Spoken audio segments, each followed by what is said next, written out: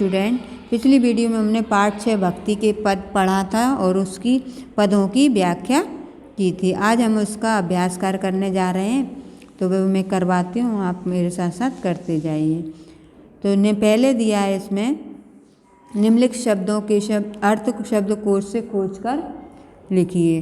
पंछी पक्षी, कूप माने कुआ, मधुर माने भ्रमर, मधुकर माने भ्रमर या भौरा, तजी माने छोड़कर, उधारे माने उद्धार करे, बास माने गंध, चकोरा मीन्स चकोर एक पक्षी, छाड़ी माने छोड़कर, छेरी माने बकरी, अम्बुज माने कमल, अधम माने नीच, धनुज माने राक्षस, धन माने पूंजी,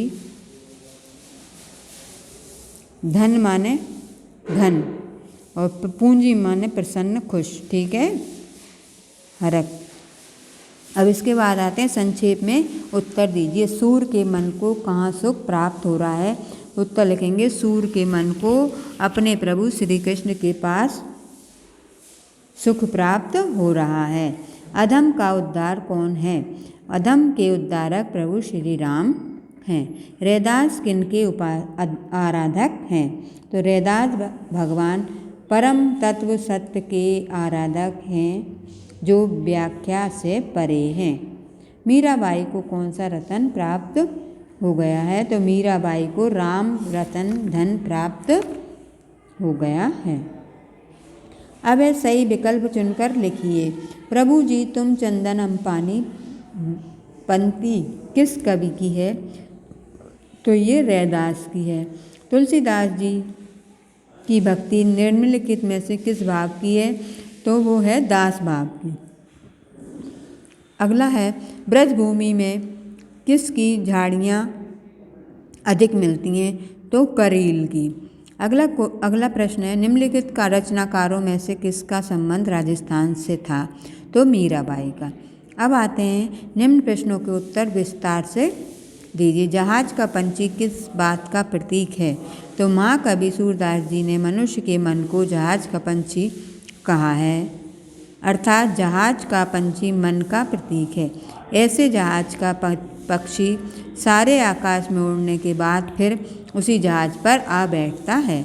उसी प्रकार मानव का मन संसार में भटकने के बाद प्रभु चरणों अर्थात कृष्ण के चरणों में आकर ही स्थिर होता है। श्री कृष्ण चरणों में आकर चलायमान मन पूर्ण रूप से शांत व स्थिर हो जाता है। अगला है तुलसी ने किस किस उद्धारक का उल्लेख किया है? तो तुलसीदास जी ने खग मृग व्याध पाषाण विपट जड़ जवन आदि के उद्धार का उल्लेख किया है। यहाँ खग को जटायु, मृग को मारीच, व्याघ को वाल्मीकि, मुनि पाषाण, अहिल्या विपट, यमलानुज जड़ मूर्ख आदि हैं। इनका प्रभु ने उद्धार किया था। अगला प्रश्न है रैदास ने भगवान से अपना संबंध स्थापित करते हुए किस किस से अपने को जोड़ा है? तो नेक्स्ट पेज पर आएंगे।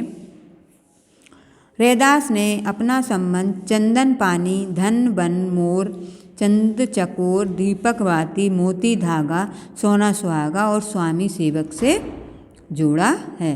प्रश्न है अगला मीरा की भक्ति भावना का विचार प्रकट कीजिए।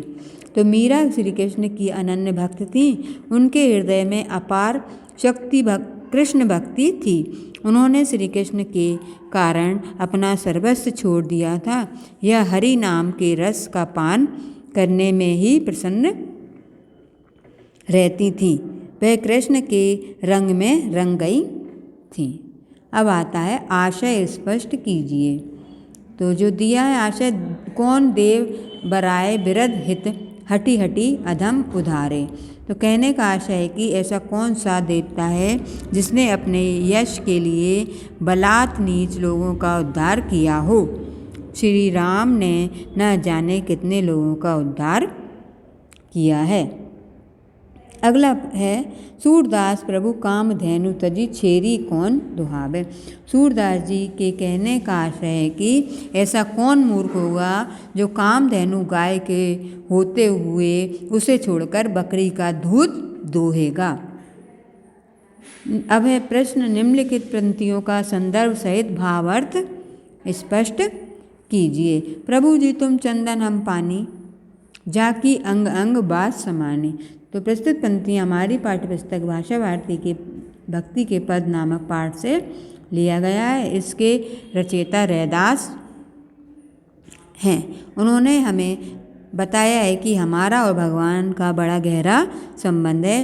वह कहते हैं कि हम पानी हैं और प्रभु जी तुम चंदन हो, जिसकी सुगंध शरीर के प्रत्येक अंग में समा गई है। कहने का भाव है कि प्रभु हमारे अंग प्रत्यंग में समाये हुए हैं। पायो जी मैंने राम रतन धन पायो, ये पूरा दिया है बढ़त सवायो। प्रस्तुत पंक्ति में श्री कृष्ण की प्राप्ति का वर्णन किया है। मीराबाई कहती हैं कि मैंने राम रतन रूपी धन को पा लिया है। मैंने सतगुरु ने मुझ पर कृपा करके मुझे अपना लिया है और मुझे अमूल्य वस्तु दी है। संसार की सभी वस्तुएं खोकर मैंने जन्म जन्मांतर की पूंजी पाली है। यह ऐसी पूंजी है जिसे जितना खर्च करो उतनी ही बढ़ती जाती है। खर्च करने पर भी समाप्त नहीं होती, ना ही इसे चोर चुरा सकता है। यह निरंतर बढ़ने वाली पूंजी है। अब इसमें आते हैं भाषा अध्ययन। दिए गए विकल्पों में से सही विकल्प छांटकर लिखिए। तो पंछी तद्भव शब्द है, इसका तत्सम रूप पक्षी है, तो यह पक्षी लिखेंगे। पक्षी 3 दिए ना, पंछी, पंछी और पंछी, तो इसमें जो सही है ना वो भरा हुआ है, डार्क गहरा दिख रहा है आपको। दूसरा है चरण तद्भव शब्द है, इसका तत्सम रूप है चरण। ठीक है। कमल का पर्यायवाची नीरज शब्द है। रात का पर्यायवाची रजनी है। अब इसको आप छोड़ दीजिए पजल्स को। इसमें आते हैं निम्नलिखित तालिका में दिए गए शब्दों को सही जोड़ी से मिलाइए। महात्तम तो महात्तमम, दुर्मति यानी दुर्गति, मानुष मनुष्य, सोना स्वर्ग। इसी के बाद ये आता है आपका निम्नलिखित छंदों में प्रयुक्त मात्राएं गिनकर लक्ष्य के अनुसार छंद का नाम लिखिए। तो ये दोहा, इसके 4 चरण होते हैं। प्रथम और तृतीय चरण में 13-13 मात्राएं होती हैं। दूसरे और चौथे चरण में 11-11 होती हैं। सोरठा है, यह दोहे का उल्टा होता है। प्रथम पहले और तीसरे चरण में 11-11 होती है। उसमें क्या थी, पहले और तीसरे में 13-13, इसमें क्या हो गई, उल्टा हो गया। पहले और तीसरे में क्या हो गई 11-11 और दूसरे और चौथे में हो गई 13-13 मात्राएं। अब इसी तरह सोरठा, यह दोहे का उल्टा होता है। प्रथम और तृतीय चरण में 11-11, पहले और तीसरे चरण में 11-11 और दूसरे और चौथे चरण में 13-13 मात्राएं होती हैं। ठीक है ना। तो अब इसको आप अपने कॉपी में नोट डाउन करिएगा और लर्न करिएगा। ठीक है ना। ये आपका अभ्यास कार्य भी कंप्लीट हो गया है, पाठ 6 भक्ति के पद। अगली नेक्स्ट वीडियो में नेक्स्ट पार्ट के साथ फिर मिलेंगे। तब तक के लिए बाय बाय।